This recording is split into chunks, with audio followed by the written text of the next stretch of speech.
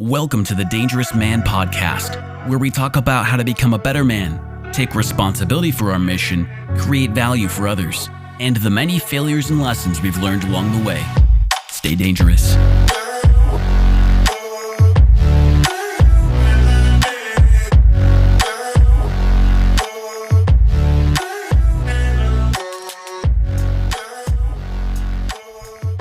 Welcome to The Dangerous Man. I'm your host, Adam Tuft, joined by co-host John Castoris. We also got the man, the myth, the legend, Danny Gjengdahl with us here today. How we doing?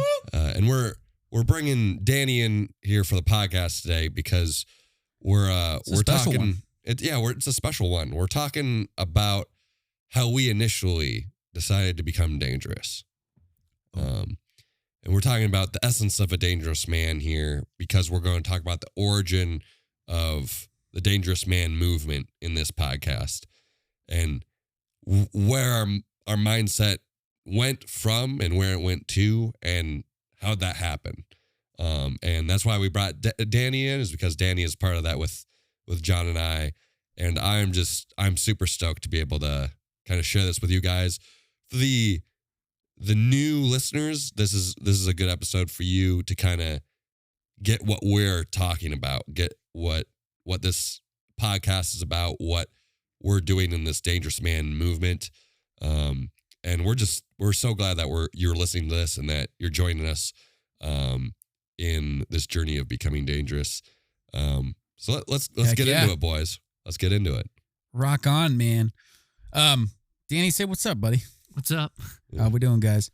Doing good. This trio here, as Adam was saying, this is a special arrangement because 3 years ago in October, which right now, if you're listening to this, it's probably not October, but maybe it is. But October 2024, 3 years ago in 2021, this was like the origin. This is the moment that this all started, and really stick to the end with this because this is just like a couple different stories that are at play, and we wanted to revisit what was going on 3 years ago. And so, each of us are just going to share a little kind of snippet of where we were at in our life, and then you're going to see these three parallel timelines merging, and ever since it's been a wild ride. So, I thought Adam would want to kick it off here, and then we'll just get into it. We'll just get into it. Yeah. Because like 3 years ago, kind of before what went down, I was coming off of a couple of years of doing missionary work, and I had a lot of purpose, a lot of mission, doing church, telling people about Jesus, around the country, even in the midst of COVID. It was wild. I just remember feeling like I had a lot of purpose in that. But that was like only for a specific period of time. And when that ended, I didn't really know where I was going after that. And me and John ended up working the same job over that summer in 2021, where we were doing some junk removal. Mm-hmm. But we were getting paid trash to move trash. We were not paid very well. Even though we thought we were making decent money, but, and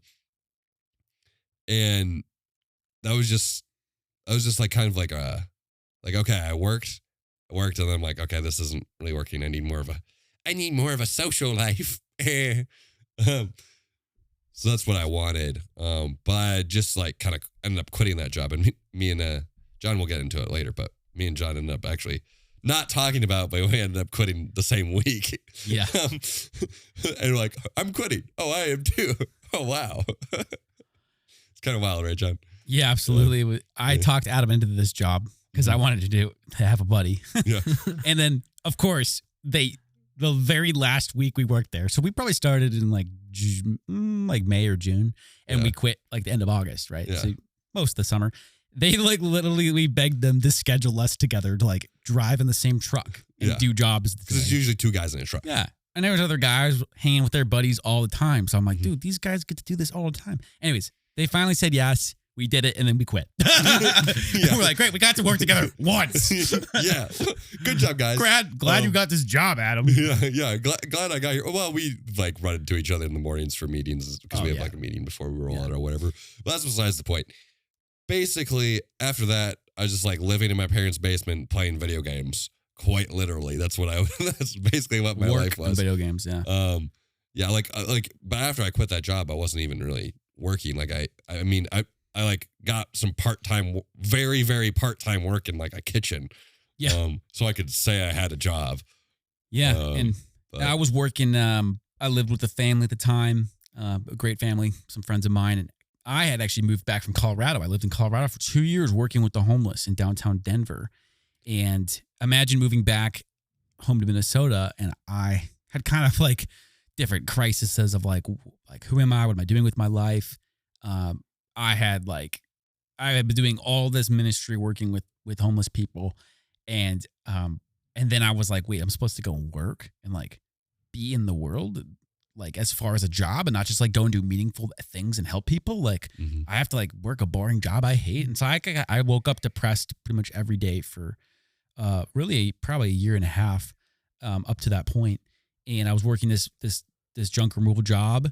And I remember it was so hard to even get out of bed in the morning. And when I wasn't at work, I was playing video games as well and just watching TV in bed all day and all night. And just, it was miserable. And the big turning point for me actually up to this point, and this is going to lead it to this kind of key moment that we're going to tell, where I decided I was going to do this long distance hike. When I've alluded to this on the show, but if you're listening to this, you're probably new. I decided I was going to do 300-mile hike by myself in the wilderness in northern Minnesota. And so I had to train for it. And so pretty much my one purpose was I was going to, when I wasn't at work, I was going to like walk 10 miles or 5 miles or 20 miles. And I was going to just train. And I would do this. There was this park near my house and I would just put on my backpack and I'd throw on my AirPods and I'd listen to a podcast or music and I would just hike for hours and hours. And that's it. If I wasn't at work or sleeping, I was hiking. And I had no life and I didn't really know what I was doing, but I was training for this goal. And so come to the end of August, I put my notice in to quit my job because they weren't going to give me time off. So I just quit. I'm like, I'm doing this hike. This is going to take me 2 weeks. And that was September. There was these forest fires in northern Minnesota. And so I actually had to delay a couple weeks and finally it cleared up and I was still able to go. So drove up north and my brother graciously dropped me off and I did the hike. And when I got back, it was that week, the end of September, that Danny comes into the picture here, and he texts me and calls me, and I'll let him kind of share the story from here. But really, it was at the time he was doing crypto mining using graphics cards with these sophisticated rigs. Complete nerd stuff. Oh gosh, yeah, but it was amazing. And he was a big nerd. Basically, in simple terms, he had cool computers that made him money, and this is where he invited Adam and I, hey, like I'm going to go to a Best Buy where they launch these graphics cards like every couple months. And people at the time, mining crypto was super big, not really a thing anymore to the same extent. Well, but specifically in Minnesota, but. Sure. And anyways, they would drop these graphics cards and then people would buy them all right away, like that night. And so you literally had to wait in line overnight. So this is kind of the name of the game, and this was the thing for years. And so that is what Danny reached out and says, "Hey, I'm gonna camp out for graphics cards. Like, if you bought one and I paid you back, would you get me one and like be in line with me and hang out?" And I was like, "Sure." And we hit up Adam, and Adam was like, "Sure." Yeah. So the three of us embarked, and I'm gonna hand it off to you, Dan. But this is literally like the last weekend of September, in the beginning of October, 3 years ago, and this is the moment when our lives when Adam and our lives changed. Yeah. And well, why is that, Dan? What happened at this crazy adventure? Who knew Best Buy would be the start of? Yeah, our nerdum. It was more about the journey than it was about the destination. Yeah. It's about the journey. Yeah, but that's kind of true in this situation. I'm just being funny. I got way more value out of what I learned going there and coming back than than actually, Anyways, take it away, Dan. So give a little bit of background to where you were at. So where I was and who you are and whatnot. I'm Daniel. Nice to meet you. Let's see here. I had just gotten married that spring, my beautiful bride, Rachel. And at the time, I had been working for Ziegler Cat, doing heavy technician kind of work. And that year, we always had to wear hearing protection because at the shop, I mean, you'd go deaf if you didn't have hearing This protection. is loud. Like half the guys there were deaf anyways, because that's how bad it was. Wow. And but basically, I was able to wear a wireless Bluetooth bud in, Sneaky. and I started listening to audiobooks. My sister recommended this book to me. It's called Rich Dad Poor Dad by Robert Kiyosaki. And I listened to that one book, and I say that book changed my life because that was the day I realized I had thought I knew everything. Like, I thought I had learned everything I needed to, like, know. Like, I'm done with school. Like, I don't need to, like, learn anything else. And that one book, I was like, wow, I don't know as much as I thought I knew. And so that entire year working at Ziegler, I just listened to book after book after book after book. And one of the books that I listened to was Hard Times Create Strong Men by Stefan Arnio. And that one book, I have to say, it's like one of my core books that changed my life. But it was like the thing that had been missing for so long. Because growing up, a lot of it was like, oh, to be a man, gotta love Jesus. Because we grew up in a big Catholic community and whatnot. And I'm not saying not to love Jesus, but that was all they ever said. It was like, love Jesus. But they didn't say anything else. One sentence long. Yeah. That was the instruction manual. That was all I'd ever been given was love Jesus, and be selfless and love Jesus. And we do love Jesus. But there was no like instructions on like, this is what men need to do. This is how they need to act. This is like their responsibilities. None of that was ever conveyed to me. And you might be like, poor parenting. Nah, man, like all the guys I grew up with.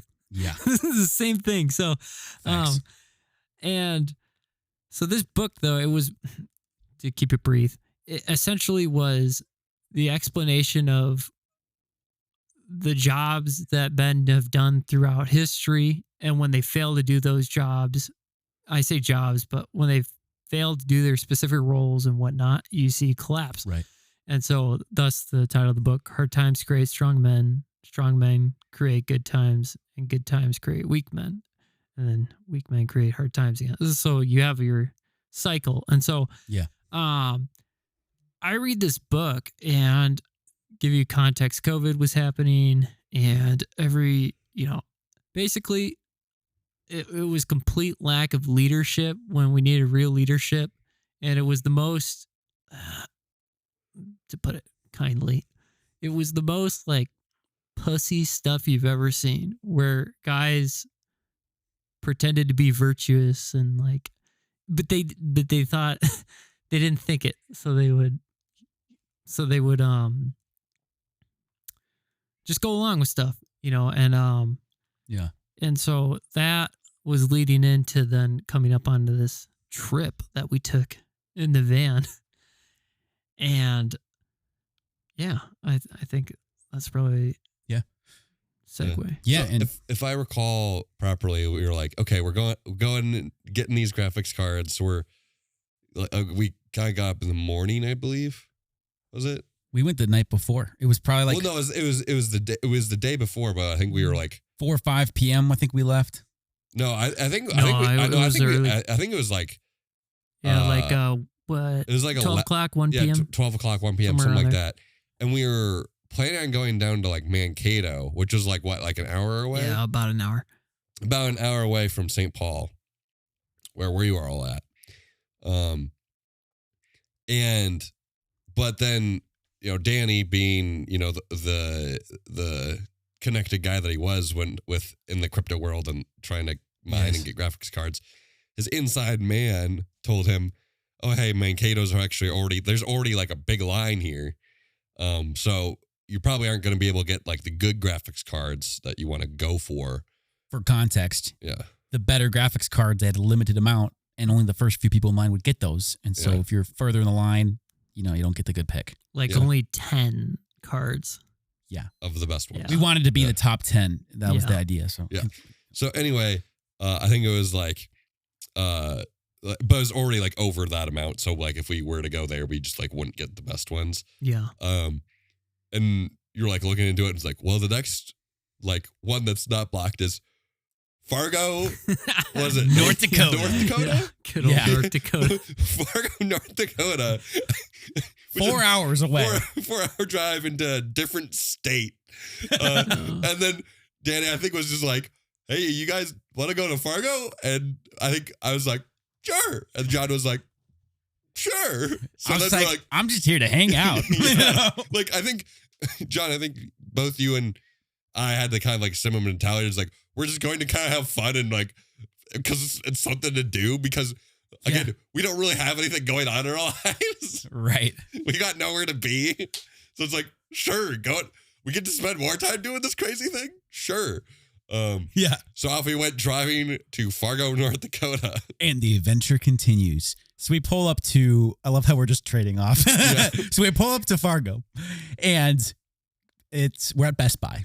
Mm-hmm. And there's nobody there. And first one's in line. the three of us look at each other and just like high five. We're like, let's go. So we pull out our lawn chairs and we had our blankets and coats. Cause it's like, this is like October, it's fall. It gets cold at night. Yeah. We're there the day before, I think we got there probably like 4 p.m. right? At this point, 4 to 5, 4 to 5 p.m. So we pull up our chairs with the first three dudes in line. And it turned out they only had 3 of the best graphics cards. Am I right? I don't remember. It was either 3 to 5 of them. It was very few. And we were the first 3 guys, so we literally had pick of got the best ones. graphics. Of course, we bought the best ones. Yeah. And but yeah, that's kind of where it continued. We set up, and we were just like, great, who else is going to show up? And little by little, these other people would trickle in, and I mean, people brought cots. There was somebody who brought a tent. There was people with chessboards. Yeah, I literally played chess with a guy. I think a guy brought a TV, and they had a video game console, and like people were here for we're talking it's 5 p.m. Yeah. And they were opening doors at 8 or 9 a.m. the next morning. Yeah, so we're there for 12 hours plus, and we're like, all right, let's hang out. And I remember too that these high schoolers showed up. And they started playing in the parking lot, and then the cops showed up and were playing with the kids. And it was dude, it was a party all night. Yeah. There was it was just like a party happening. And then also your inside guy showed up too. Oh yeah. Right? Yeah. I think he ditched Mankato for Fargo, if I remember correctly. But by 11 p.m. or midnight, I mean, there was already a line wrapped around the building easily. Around the corner, yeah. Yeah, so I mean, we were really, ahead of it. So, yeah. But, that night was really good because I just remember this is, really important to the storyline, but Danny just started talking about Rich Dad Poor Dad. He started talking about passive income. He was sharing about this is how many graphics cards I have already. I'll let you get into it. It's your story. Yeah. Tell us about we really got into it that night talking about money in a way that Adam and I had never talked about before, ever. And it blew our minds. And so this was kind of another big pivotal moment. Yeah. I think, let's see here. So for context, for people that don't know about, you could buy the graphics card. So the RTX 3080 was the card that people wanted. And you could buy the card for $750 and then go flip it on eBay for $1,800 if you wanted. Because people were paying so much money for it. Because they didn't want to wait in line to get the $750 one. Yeah, well, the reason they were paying so much was because if you use the card for crypto mining, it was printing $5 to $10 a day just from mining. Yeah. So times that by 30, and then after electricity, it was totally worth it. Which at that time, I didn't really understand a whole lot about crypto mining. I know it's when you're mining crypto, you're literally just your computer is using the bandwidth of processing to process stuff on the blockchain, and then it pays you in Bitcoin. Super nerdy stuff. Yeah. Just the best. It's super nerdy stuff, but essentially you run your computer and you make money by running a computer. Exactly. That's the science I heard. Yeah. That's why I That's what my brain I heard. run a program on my computer and it makes me money. And that's all I got to do. Yeah. I think that was probably the coolest time in my life was because, we didn't know which way it would go. And now, so the Ethereum network was the main one we would mine on. And they had their big update. And so crypto mining went pretty unprofitable after that. Some people still do certain mining, but it's way less profitable than it's not worth it. I think right now in Minnesota, from what I understand, is like it's not worth the electrical cost. Like it's too expensive. Like the electricity here is too expensive. Yeah, for it to be worth it. Yeah, at peak, I was paying $500 to $600 a month for electric, and I was making about $2,500 a month at tops when I had it. And how many cards did you have running? Oh man, I think I had 15, 16 graphics cards. I mean, that's still like $1,600 to $1,800 a month, right? Let's see here. Almost $2,000. Yeah. $1,800 to $2,000 a month. Yeah. Profit. Yeah. That's pretty good still. Which is sweet. I'm just running the computer and it's like making me almost $2,000. My poor wife. It was so hot in our apartment. We had a 1-bedroom apartment that I was running this out of. I removed our AC unit that was in the wall so I could put in these 4 vent fans. So I'd suck 2 8-inch fans in, 2 8-inch fans out to circulate the air.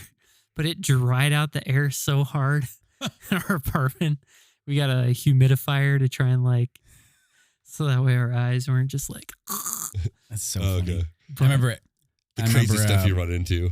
So we're in Fargo and it's whatever a.m. and we're riding the night in front of Best Buy. We're under this awning and it's raining and it's a good time. What a vibe. Yeah, I'm just glad we we're under something, so it's like when it's raining, we were fine. Oh gosh, we didn't plan for that at all. Yeah.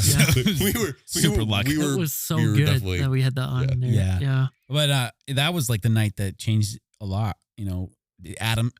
Danny, you're telling Adam and I about your rigs, making the money, and what clicked for me was, wait a minute, there's a smarter way to go about making money other than just working a job.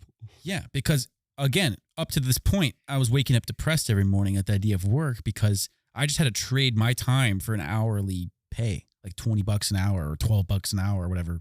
And to me, there was no leverage there. So it's like I just had to work a job I didn't like the rest of my life was my thought. But I'm hearing you can use strategy to, through real estate or at the time crypto mining or things like that nature, investments, you can actually leverage, or starting a business, you can leverage all kinds of different technologies to multiply your money for you, make your money work for money. And that was such a new concept to me at the time. And it was really incredible because it just blew my mind. Wait a minute, there's another way to think about this. I've been despairing, but there's a dream where I can be financially free, or there's other ways I can go out and be smart. And I don't have to live this sad daily, hourly salary job the rest of my life, waging for somebody else in a life that's not my own. It was a big turning point for me. Yeah. I just kind of was because I was playing video games all the time anyway. So it's wait, I could play video games and run this thing at kind of the same time. Or if that didn't really work, then I could just run my computer overnight. So I just make money while I'm doing whatever I want. It's yeah, I might only have one graphics card, but I mean I could get more and I could probably do this thing. Yeah. And I was kind of getting blown away by a lot of the different things that we were kind of talking about. I mostly remember on the way back. So we wait through the night, go and I do all these things. I played chess with a guy. We talked about a bunch of different stuff with a bunch of different people. It's basically a party. We also tried to all sleep. And I think I remember oh, there's a sleepy technique to go sleep faster in any spot. And my gosh. We were talking about doing that. It was just a wild time. It was a good night. They eventually open the doors in the morning and we get vouchers. Well, it's you can buy one. You want to buy one per person type of thing. And then we got in. It's oh, which one do you want? Okay, give me the 3080 because that's the best one. Mm-hmm. And then so we got our graphics cards loaded up, and then started driving home. And then on the way home, that's when I remember the really big mindset shift because we started listening to an audiobook on the way home, which was Be Obsessed or Be Average by Grant Cardone. And that book, like, Danny, you said that Rich Dad Poor Dad changed your life. That book, I think, changed John and I's lives. Well, that book changed my life too. So Yeah. it's still in the core, like core 5. Yeah, I it's say, still like a huge book of like, wow. That was the turning moment for us. Yeah. I mean, we had talked about passive income and mining and graphics cards, and that was fun. But that book was, we played the intro in chapter 1, I think, and then we paused, and Adam was like, I feel like we gotta pause that, talk about this, because if I recall, the beginning of that book is this. The thesis of his book is that the average, they don't have a dream, they're not obsessed, and you either have a dream and you're obsessed and you go after something bigger in life, and you dream bigger, or you live an average life and nothing changes. And he tells his story of drug addiction, Grant Cardone, the author, and where he, completely, I think at the age of 23, was able to flip out of just a life going down the shitter. I think it was 26, actually. Maybe. Yeah, I think you're right. Somewhere in his 20s. Anyways, point being, he shares his whole like story in how he got onto the track of sales and business and going after earning money and now where he is at now at the time he wasn't, but now he's a multi-billionaire as a real estate investor and business owner. And so that was kind of the beginning of that kind of mantra of living an obsessed life, not wanting to settle to be average. It really spoke to me, and I'm sure you can tag off this too, Adam, what stood out to you. But there's this idea as a man that, like, as a man, we're all meant to be leaders, and we're meant to do something great with our life. Ed Milet talks about this all the time. You were born to do something great with your life, and that was what I got from this book. And yeah, I want to hear where you guys were at with this too. But that drive was like, I'd never heard a story like that. And I'm connecting all these dots with money and business and thinking bigger and being obsessed and dreaming. And I was just like, if you remember, I had let my dreams die.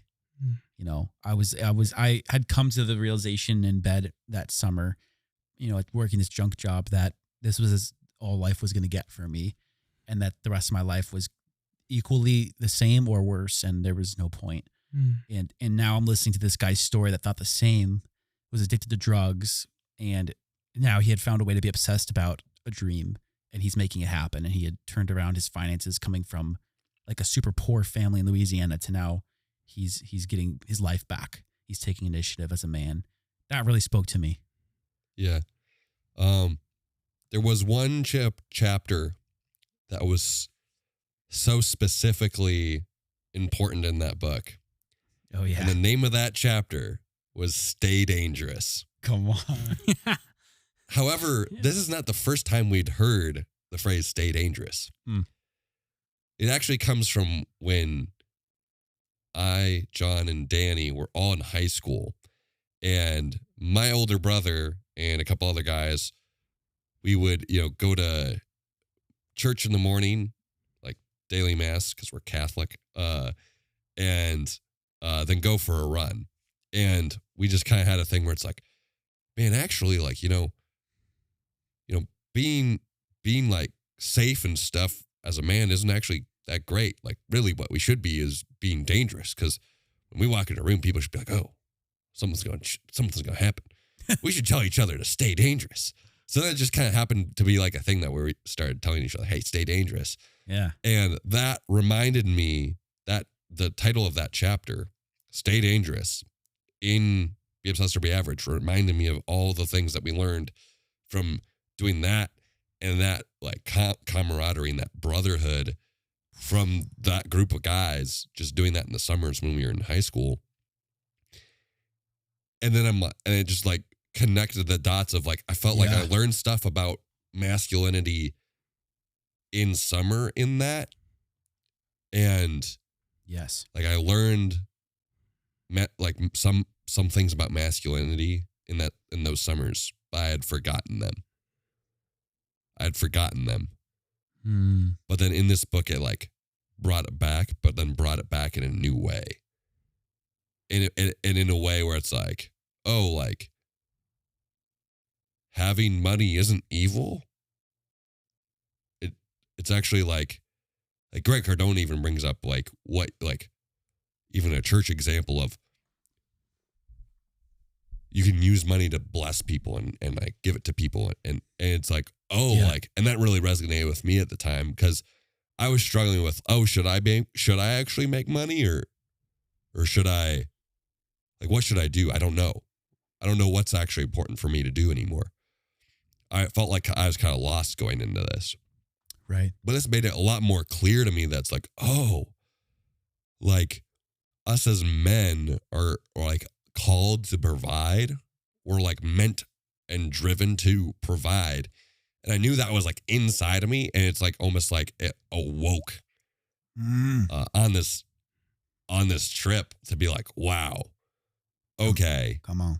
Like those dots just like connected for me. And it was like, okay, like there are problems happening in this world. Cause again, with Danny, you also talking about hard times create strong men, even on this trip a little bit, where it's like, okay, there's a lot of weak men. We know there is because we just like went through COVID. There's a lot of weak leadership. There's a lot of average people out there. We need to be more than that. We need to go and actually like provide value for people and be about a mission and like really lead other people to do the same thing. And that's kind of what was like the genesis of the idea of what is now what we call the dangerous man movement. Yes. And I don't think we quite realized what we had our hands on at the time. Yeah. I think we were just more excited because it's like, wow, my brain is now like completely switched into a different mode. And it was just like really crazy because I think when we got back, me and John, like John, you were just started listening to a lot of audiobooks. I know that. But you got like this idea of it's like, oh, we got Grant Cardone started a business. We got to start a business knowing nothing. Yeah. Knowing nothing. I was still an imbecile. Yeah. We were stupid. I would basically, this was a cool education turning point for me because I was in special ed as a kid and didn't know how to read or write until I was in 4th grade and struggled with anger issues as a kid. So I was just so developmentally behind. But I also just hated school. I hated everything about it. Every school was just writing all these essays that were dumb and had nothing to do with anything. And I just wanted to do music. But where it kind of flips into this is, within the course of October through December, 3 months, I had literally, I think it was, 8 audiobooks I had listened to in that period of time about sales, different Grant Cardone books, Rich Dad, Poor Dad, Hard Times Create Strong Men, all these different books about business and investing. And my mind was just getting completely shifted into all of these skills that I was just behind as a man and all these realities of money making. And so we were like, hey, one thing I had heard about was flipping furniture. You could go and buy, the idea is you just go buy cheap furniture, then refinish it and you can sell it for much more money. Like, buy it for $10 or free and flip it for like, a couple $100. So Adam and I were like, want to start a church, like a furniture flipping business. So, go for it. I was just like, well, it's something else to do. I'm just only working in the kitchen like a day or two a week. So I got time. So let's go do some stuff. And I remember going and like, we found some like furniture on Facebook Marketplace. And we were like so excited to go. So excited. We were amped. We were so pumped, dude. And we bought 2 pieces of furniture. And I won't get into all the details. But we bought 2 pieces of furniture, started remaking one of them. This is the most excited I've ever been about furniture in my life. I don't think I've ever been excited about furniture before. But I was just like, let's do it. And we're like going to Menards and buying supplies and paint and all this shit and watching YouTube videos. And anyways, we're in the garage of the family that I lived with, and we're sanding and painting, and it actually was actually some pretty cool, like a white chalk kind of finish, really beautiful. But And I think those furniture units might still be in your parents' basement, but well, the one that we actually like kind of fished up, they actually put in their guest room because it actually looks good. Oh, let's go! So we like send them the bill. Our first customer. We made something that was good. I think we lost all the money in the storage fee, to be honest.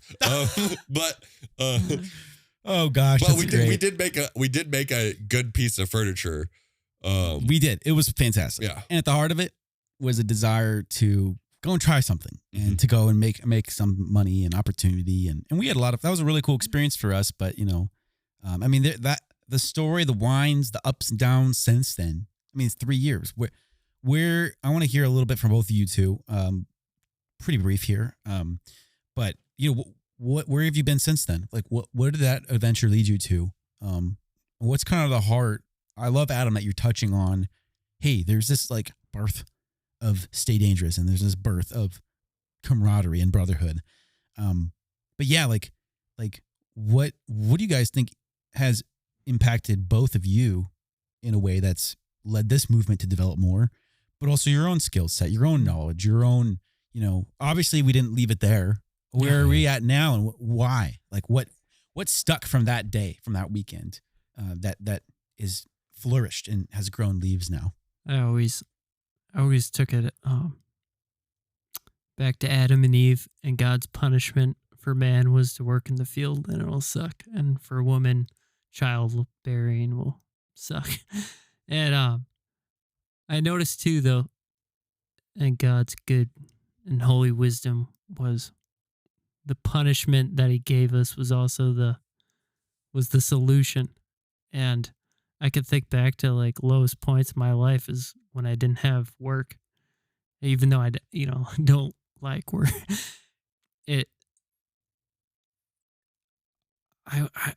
It's amazing how much that just having good, meaningful work and being able to provide and protect and whatnot has brought so much fulfillment, I guess you could say.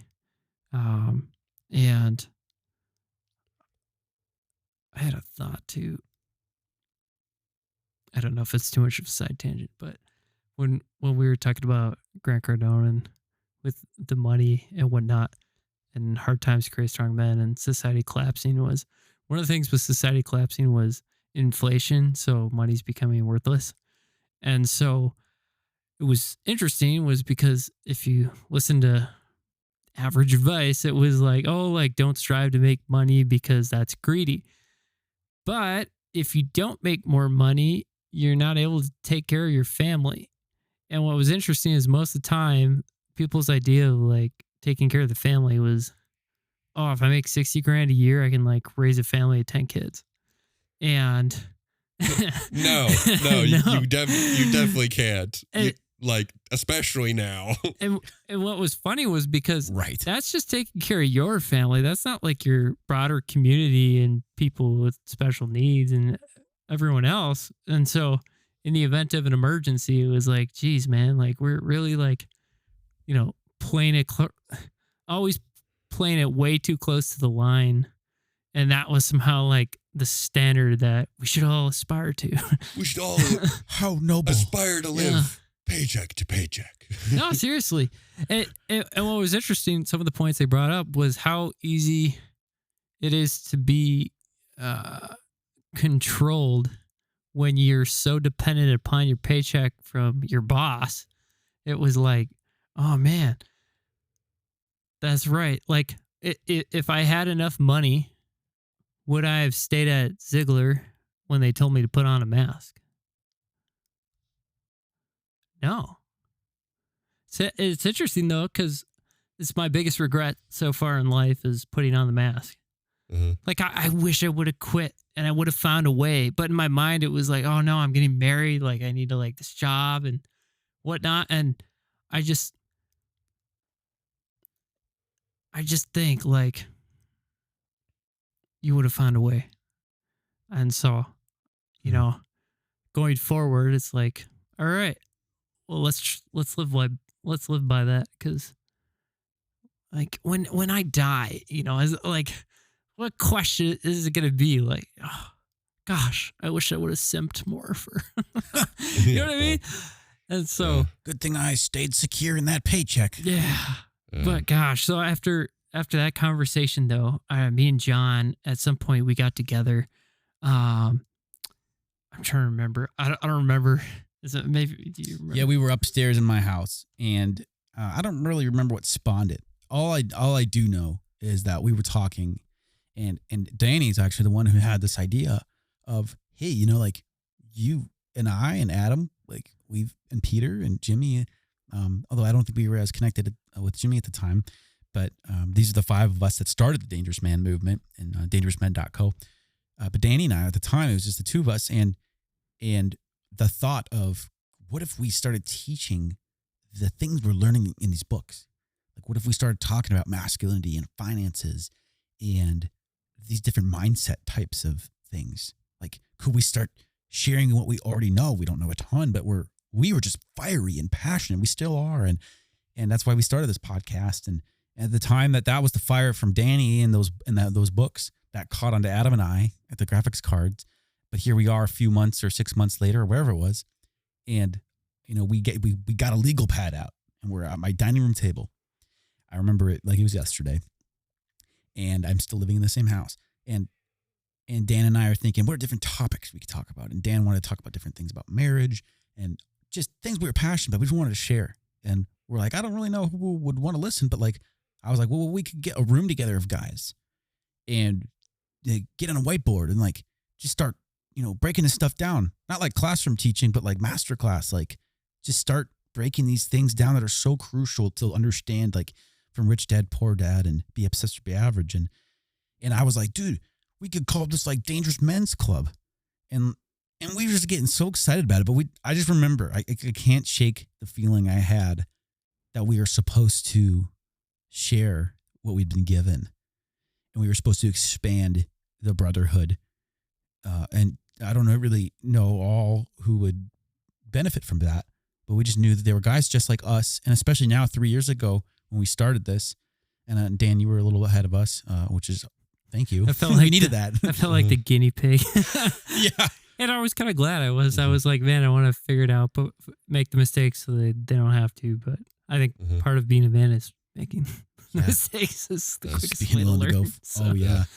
But, that was kind of the origins of, like we want to make that happen. And I don't remember, it might have been another 6 months before we did it, but 2 years now, 2 years ago, we started Dangerous Men's Club.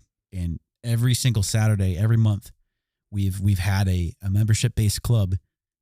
We actually have right now we're in our podcast studio, which is a finished room. We've got a whiteboard and we do master classes here and everything. And we've decked it out with nice Edison bulbs. And this is it's a vibey place. And we get together once a month and we do these. We've done it for 2 years now. And we're still, kind of small in number, but our vision for this movement is that it would grow and spread to really transform America. We've sat down and crafted a mission statement. We're like, what do we feel that this is supposed to do? And really what we believe is the clause of hard times create strong men. Is there is a lot of weakness. There's a lot of hard times because there's a lot of weak men. And men don't know how to be men anymore. They don't have, like we didn't have and still are learning. We didn't have, the ability to know about finances, and we didn't have these skill sets. We didn't know how to go and make money and how to be leaders and how to have the resources to go and have an impact. And we can see the weak leadership in our country as things crumble. And now we're heading into an election. We're in an election year right now, and who knows what's going to happen. But, it's just kind of a fucking shit show when you don't have a man who's strong enough to stand up and actually get shit done. And we've been in that for the last 4 years now. Yeah. And, I'm not going to get into all foreign policy and shit, but I don't think we need to explain that. I think people know. Yeah. I think people know. Oh yeah. But the point is, they're in for a rude awakening. The point is we need strong leadership, and that comes from having strong men, and that comes from a society of strong men that we've lost. And so there's clearly a need for this country to have a culture shift where all this bullshit can be reversed. And we see that as men that want to actually grow these abilities, these skills, and want to go and work on themselves and their fitness and their health and actually get strong. from scrawny to strong, and from, dumb to actually some intelligence, some financial intelligence, and, maybe going after those dreams. I believe this movement's going to give a lot of men their dream and their purpose like it has for us. And that's why we exist. And so if you're new to this show and you're new to this is specifically, this episode is a really great episode to share, to kind of explain what the movement is. But that's our mission, is to really revolutionize, the culture through raising up strong men. And so we want to bind together. We really want to spread this. We want to grow.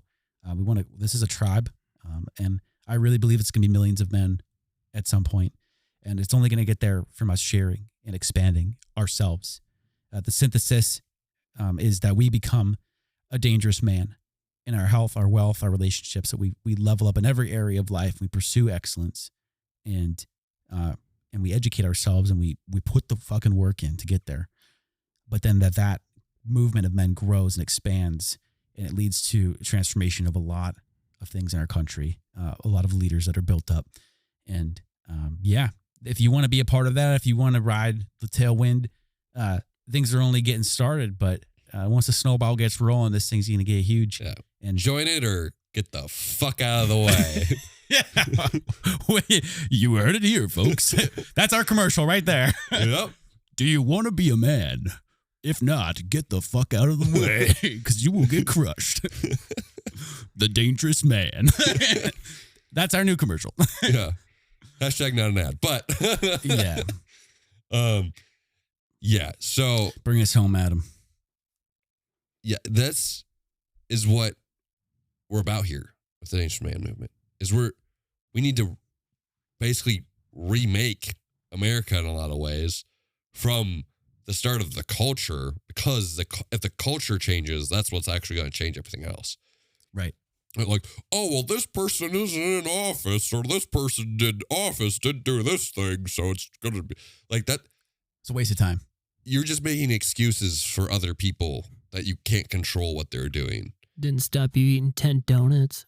Yeah, exactly. Like, the only way it's going to change is if we take responsibility ourselves for our lives to actually go and do mission. Go, and if we see a problem, actually do something about it instead of, oh, someone should do something about it. Oh, somebody should do something. It's you. You're supposed to do something about it. Do something about it. Hell yeah. And I think a lot of people are like, oh, I have to take all this burden on myself. That's the point of this movement, is so we're fixing the problems, but we're not doing it alone. So pick up your cross. Yeah. Bear it. This is a tribe of men that want to do this together. That want to walk this road together. Yeah.